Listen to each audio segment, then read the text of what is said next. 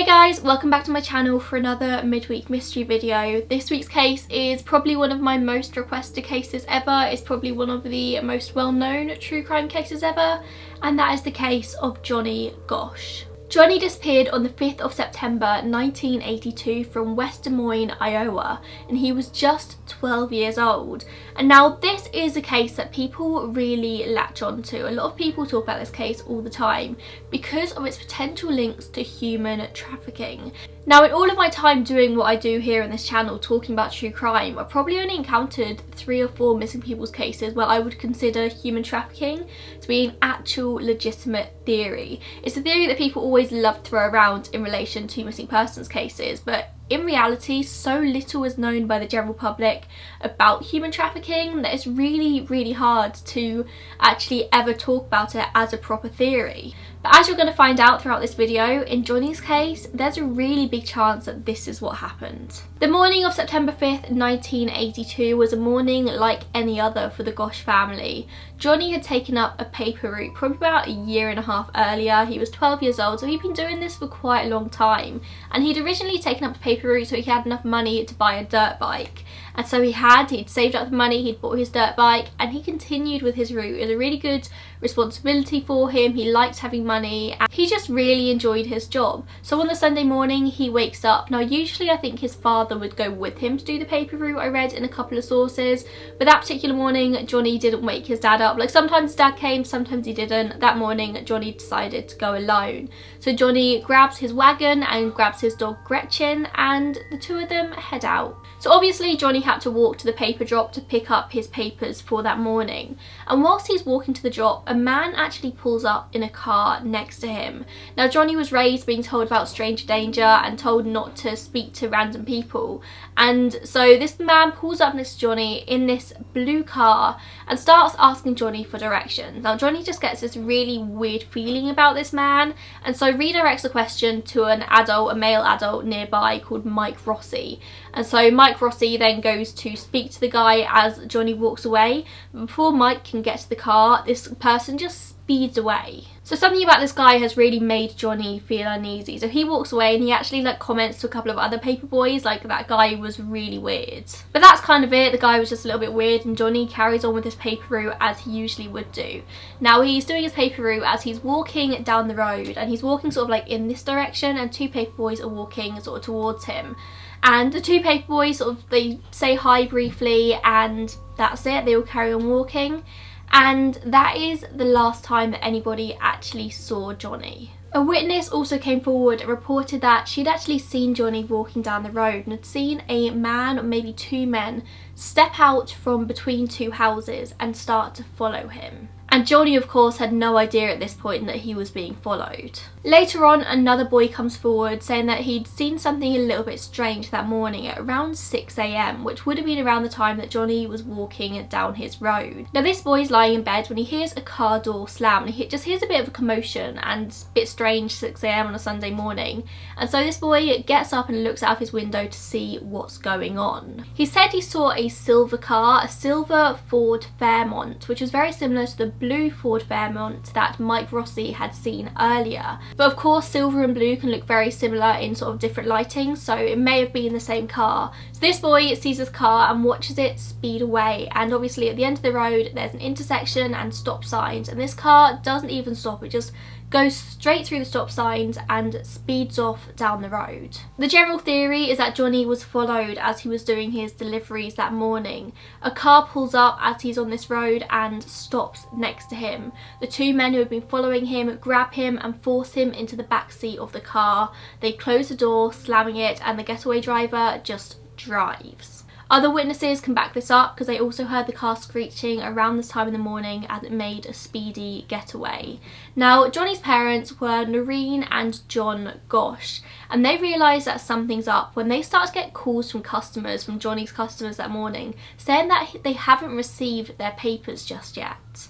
Now, this wasn't like Johnny at all. He was generally a really reliable paper boy, and so his parents immediately know that something's gone wrong. John immediately heads out to look for his son and finds his wagon just a couple of blocks away, opposite the house where the boy looked out of the window. This is around 7 AM by the way, so probably about an hour after Johnny was taken. He finds the wagon still full of all the undelivered papers, and then a little bit later he finds Gretchen the dog.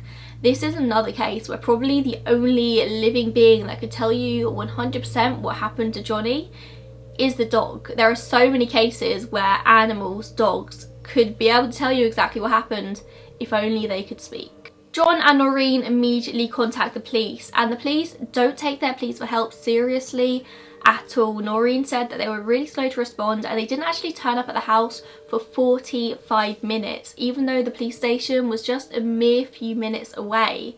And straight out, the police considered Johnny to be a runaway. They asked Noreen, like, has he ever run away before? And that was it. They just assumed that he was a runaway, as they do in so many cases like this. The police insist that Johnny can't be classified as a missing person for 72 hours, even though he's only 12 years old.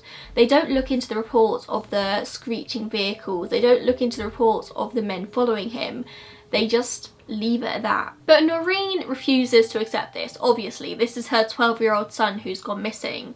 And this is kind of the story of a mum who refused to give up. Noreen, in many ways, is Superwoman. She has spent the last, I can't even do that maths, 30 plus years relentlessly searching for her son. And she does receive a lot of stick on the internet for how far she goes with this. I'll talk more about this later. But she's an amazing mum and she's an amazing woman, and all she wants to do is find her son. And so Noreen immediately begins phoning friends and family, anybody she can get in contact with, urging them to help look for Johnny. She organises search parties, looking in all of the places in town that she thought there could be potential criminal activity, anywhere that she would think that kidnappers would take a young boy. And rumour has it that the police chief, a man called Police Chief Cooney, actually turned up at one of the searches, and it was in a park, and he turns up, he stands on top of one of the picnic tables with a bullhorn and just announces that he was nothing but a damn runaway and tells everyone to go home. I mean, even if the police do think he's a runaway, they can't stop people searching for him, and for some reason they were trying really hard.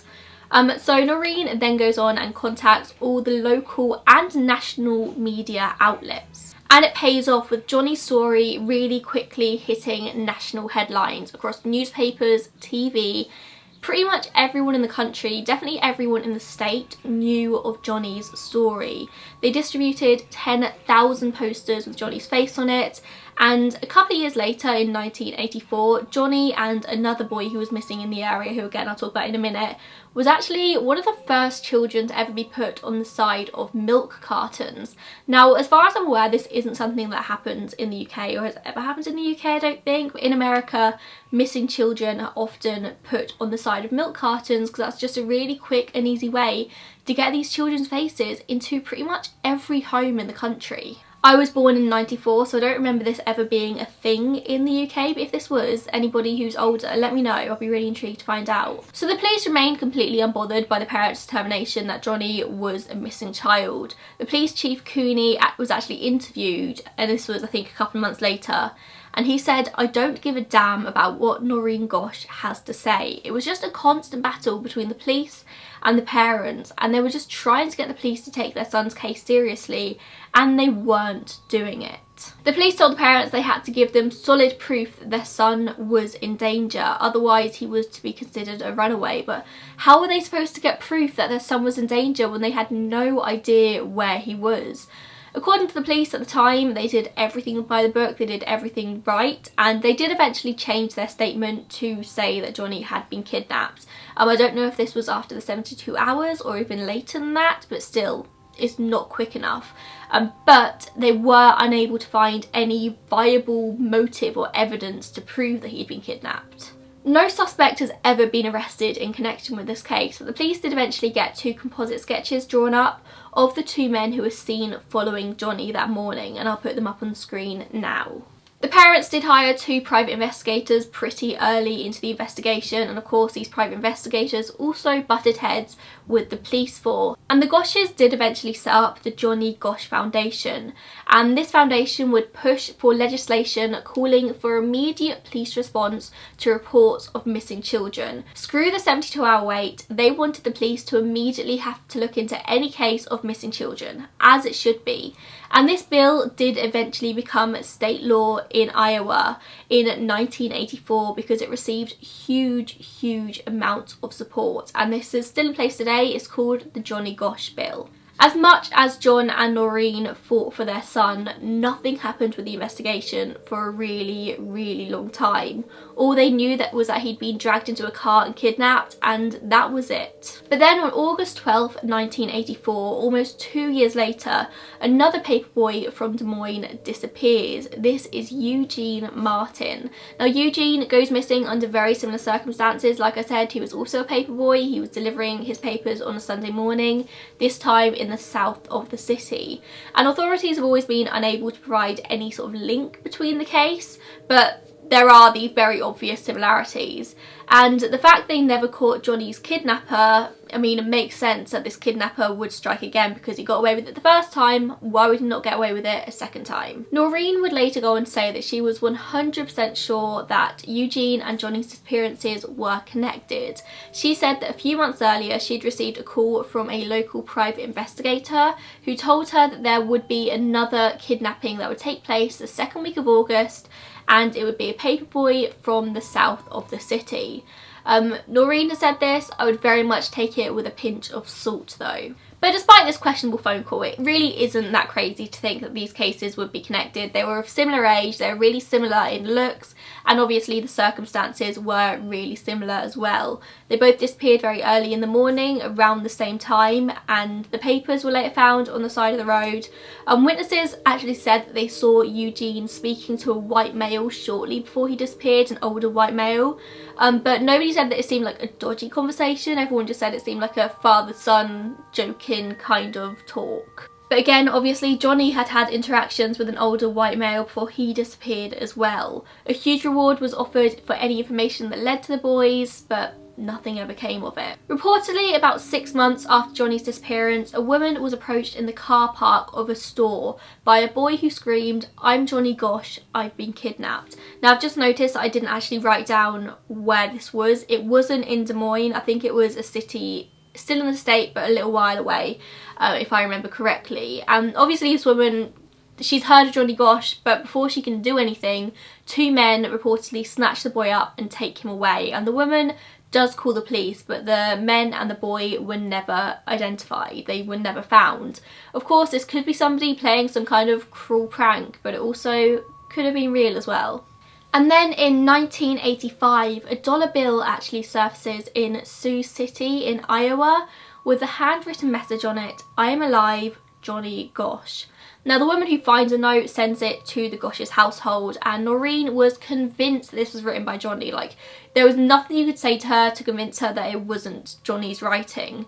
I mean, maybe it was, but also at the same time there's a huge chance that it wasn't. Anybody, literally anybody, could have written this. And this is something that you're going to find over and over again in this case. Like I said, Noreen is an amazing mum. She's superwoman. She has never given up on her son for even a moment. She has done amazing things for missing children across the USA. Like, she has done so many good things. But her grief sort of led to this huge determination that anything that could potentially be linked to Johnny's case 100% was. Like, she just didn't have this ability to think logically about things, it seems. It just seems like she'd find anything and it was immediately linked to Johnny's case. And this obviously hugely clouded her judgment. In 1989, a 21-year-old named Paul Bonacci, I think it's pronounced, comes out of the woodwork. Now, Paul Bonacci was in prison already for molesting a child, but he tells his attorney that he had been abducted into a sex ring with Johnny Gosch as a teenager, and he also told his attorney that he had been involved in Johnny's kidnapping. He was one of the ones who was in the back of the car and apparently held chloroform over Johnny's face. Now his attorney 100% believed that Paul was telling the truth, and so went and got his story out there. And Noreen actually ended up meeting with Paul, and Noreen obviously believed his story 100%. It was about Johnny, she believed it. And she said that Paul knew things that nobody else really knew. She said that Paul pointed out scars and birthmarks that Johnny had. She said that nobody else knew about them, but in reality people did know about Johnny's birthmarks because the media put it out there to identify him if anybody should think they found him. But apparently Paul also spoke about things like Johnny's stutter. Apparently he'd get a stutter when he was scared or nervous, and this wasn't something that was available in the media. So Noreen was 100% convinced that Paul was telling the truth, and he may have been. But whilst Noreen 100% believed him, the FBI and the local police didn't ever think for a second that this man was a credible witness. But they never even bothered to interview him. This is a huge mistake in my opinion. Like, even if as the police you don't believe the story someone's telling, if somebody's coming forward and saying something like this, saying that he was abducted into a human trafficking ring with Johnny Gosch, then you should probably interview them, even if it's just to discredit the story. But weirdly enough though, the police did go to Omaha and they actually interviewed all of Paul's siblings, so they had time to do that. And apparently Paul's siblings actually said that he was at home in Omaha on the day of the kidnapping. But again, this was about 7 years earlier, so there's a chance that this could be a little bit funny. But it also was proven that Paul technically would have had time to be in Des Moines that morning and return to Omaha before the day really even started. It just seems very weird to me that the police would go to the effort of interviewing Paul's siblings, but not Paul himself. Now Paul claimed that Johnny had been sold to a man in Colorado and he'd seen them there as late as 1986, and that Johnny had attempted to run away before but had been unsuccessful. Now Paul claims that he was obviously in this sex ring himself. He was abused from a very, very young age, and I don't know if the police ever fully confirmed this, but I do believe this. Like, I think he was very much abused from a young age. Whether he was involved in child sex ring, I'm not sure, but this guy definitely didn't have the best childhood, and that would mess anybody up. But there's questions around the child sex ring that he speaks about ever even existing. Paul had been diagnosed with dissociative identity disorder. Some people may know it as controversially multiple personality disorder, which is another thing that potentially throws his entire story into question. I mean, if he's having mental health problems, then the police can easily turn around and say like, oh, he's mentally ill, he's making it up. And I can see this from both sides. I can see that if he's mentally ill, there's a chance that he might have made this scenario up in his head, and maybe he 100% believes it, but maybe it didn't actually happen. But at the same time, if he has got this dissociative identity disorder, it would be even harder for him to keep up this sort of very straight story, and he's always told the same story no matter what sort of personality he's under. Sorry, I don't know the correct terms to use in connection with DID. I hope you understand what I'm trying to get across, but no matter what personality he is at that moment, it's always the same story. And so people would use this to discredit him, but other people would say that this makes it more believable. Now I could go into detail here with what Paul said about how he and all the other children were abused, but I'm not going to do that. It doesn't add anything to the story. You don't need to know these graphic, traumatizing, disturbing details. So just know it was a child sex ring, and yeah, it would just be gratuitous graphic descriptions that we don't really need, so I'm just going to brush over that.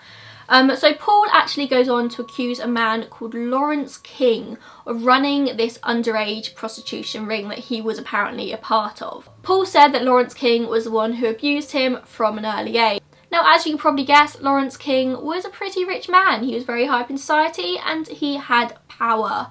Now, this guy served as director at the Franklin Credit Union in Nebraska. And this all went on to be known as the Franklin Scandal. Like, this was the big scandal of the late 80s, early 90s. But in 1990, a grand jury actually declined to charge Lawrence King as they found the whole thing to be a carefully crafted hoax.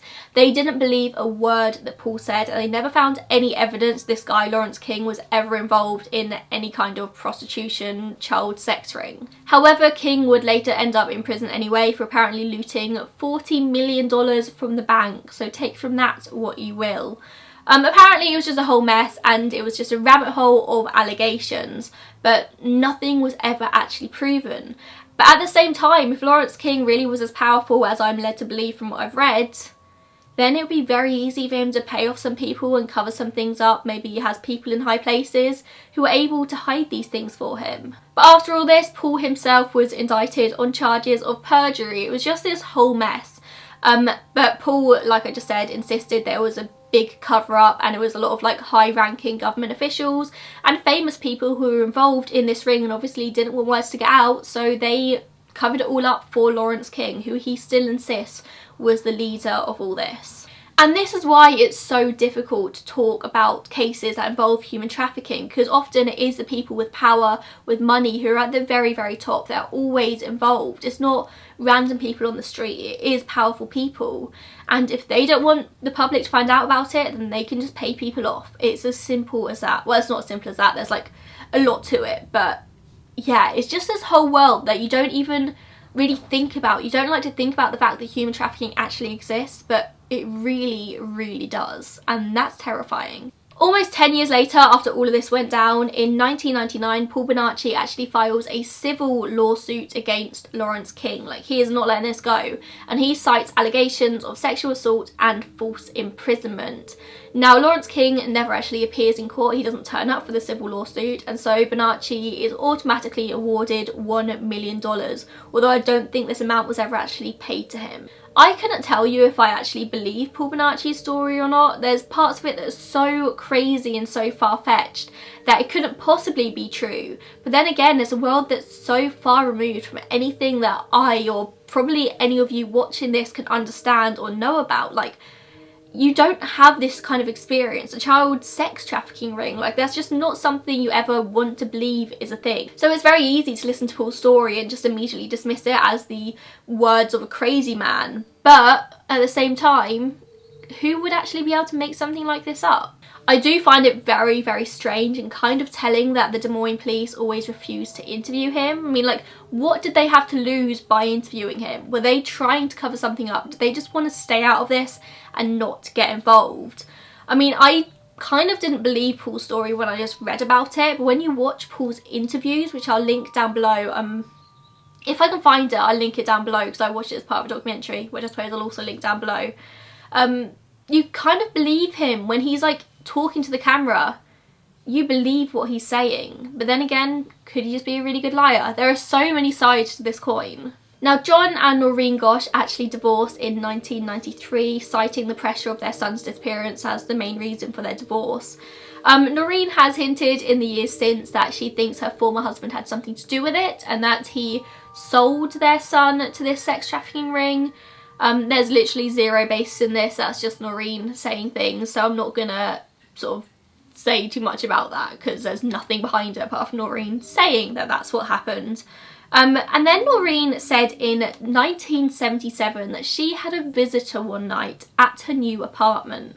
And she actually wouldn't talk about this until 1999 when she was called up as a witness in the Bonacci versus King civil lawsuit. So around 2:30 a.m. one morning in March 1997, she said that she received this knock at the door, and it was just like persistent knocking at her door. She's a bit confused. She looks outside and sees two men stood at her door, and when she opens it, she says she looks into the eyes of one of the men and immediately knows that it's her son. It's Johnny, standing on her doorstep 15 years later. She said she didn't recognise the other man, and the entire time that she was there with Johnny, Johnny never spoke to this guy or like introduced him anyway. Now, Johnny would have been 27 at this point, and apparently he opened his shirt and showed Noreen the birthmark and said, "It's me, mum, it's Johnny." Now, she said she invited the men in and she spoke to them for about an hour and a half when Johnny described what had happened to him that day, what had happened to him in the years since. And apparently Johnny asked her not to go to the police, not to say anything to anybody. And so Noreen didn't. Johnny just leaves after an hour and a half, and Noreen has never seen him since. He said apparently that it would be dangerous for him to start living his life again. He needed to remain in hiding, or he was going to get killed. So Noreen said that she just never said anything to anyone, like even her husband. She didn't say anything to her mum. She didn't say anything to the police. And I know it's an awkward situation to be in. Say this had happened, Johnny had arrived at her door and told her not to tell anyone. But you would probably convince them to maybe talk to the police, or you'd tell somebody, because now you've got proof that your son's alive and that he is out there and you can get him back, and you don't do anything about it. As you can imagine, there's a lot of speculation over whether this meeting actually happened or not. A lot of people just find it very strange that Noreen never said anything to anyone, but then again, there's no proof that it did happen, but there's no proof that it didn't happen. And then the case once again goes quiet for many years until 2006, when Noreen begins to receive disturbing images to her doorstep. And these disturbing images were like Polaroid photos, or just, actually I say Polaroid, they might have just been regular photos, not that it really matters, of boys, like young teenage boys, fully clothed but like tied up and gagged. Again, you can find these on the internet if you want to. I don't really feel comfortable putting them in this video. Noreen was convinced that one of the images was of her son, was of Johnny, obviously taken many years earlier, and she hands the photos over to the police, but the police have said that they don't think it is Johnny. They said that the photo's missing the birthmark, the head's the wrong size, the feet are too large, and John Gosch, Johnny's dad, agreed that the photos weren't of his son, but Noreen was like convinced that these were photos of Johnny. And regardless of whether the photos were of Johnny or not, they're still hugely worrying. These photos of like young teenage boys tied up, like, that is a concern. Apparently the photos were later traced back to a website online, and the likelihood is that somebody just printed these photos out to mess with Noreen, like they were just doing it because they knew that she'd believe anything, which is an awful thing of anyone to do. But if this is what they intended, just to mess with Noreen, then it worked because she fell for it hook, line and sinker. Since then though, there's been no real developments with the case. I suppose I'll round up this video by just sort of touching on the theories I've already mentioned in this video. So obviously the first theory is human trafficking. I do personally think that is the most likely one in this case. For me, the main thing that points to the fact that this was human trafficking as opposed to just a regular kidnap, I suppose you can say, was the fact that two men were seen following him down the street, that he spoke to this guy in the blue Ford Fairmont car, that he was potentially seen being dragged into a car and this car speeds away. There's also a chance that he was just taken by one crazed person, or maybe it wasn't human trafficking, maybe it was just a few men who decided to kidnap someone. I mean, it sounds awful, but would you prefer to be kidnapped and murdered shortly after, or forced into a life of child prostitution? I don't really know what the lesser of two evils there. I know if it was me personally, I'd rather them kill me than have to live that life in a child sex ring. That's not a life. It reminds me of a viral tweet that I saw recently on Twitter, and somebody tweeted about how a girl's worst fear is ending up alone or not getting married young. And someone retweeted it just like, no, actually my worst fear is human trafficking. And it's easy to see something like that and laugh about it because it's a funny tweet, but it's not funny. Like, that is so many people's, including mine. That's my worst fear. I couldn't think of anything worse. I would rather be murdered. If it was a child sex ring, I couldn't tell you why they went for Johnny. Maybe they'd been watching him for a while, knew that he was usually out on his own on a Sunday morning, but then again there were reports saying that he was usually out with his dad as well. Maybe sometimes he was alone, maybe sometimes he wasn't. Maybe it was just a completely random thing. These people knew that there would be young boys in the streets alone on a Sunday morning because that's when the papers went out, and so Johnny just happened to be the one that they decided to take. I'm not even going to entertain a runaway theory in this case. There's too much to show that he was taken by someone. I don't think he was a runaway even slightly. I do actually believe that Johnny is potentially still alive. Whether Noreen did see him or not that day in 1997, we'll never know. I do want to think he's still alive, but I don't know what kind of life he'd be living. I think I'm going to leave this case here. I know it's not the easiest case. You don't want to think about things like this happening at all, but the reality is that this is something that happens, and maybe it is something that should be spoken about more. As always, leave all of your thoughts and feelings in the comments down below. Subscribe to my channel. I post a new midweek mystery video every single Wednesday, trying to bring awareness to cases like this. And I suppose I'll see you then. Bye.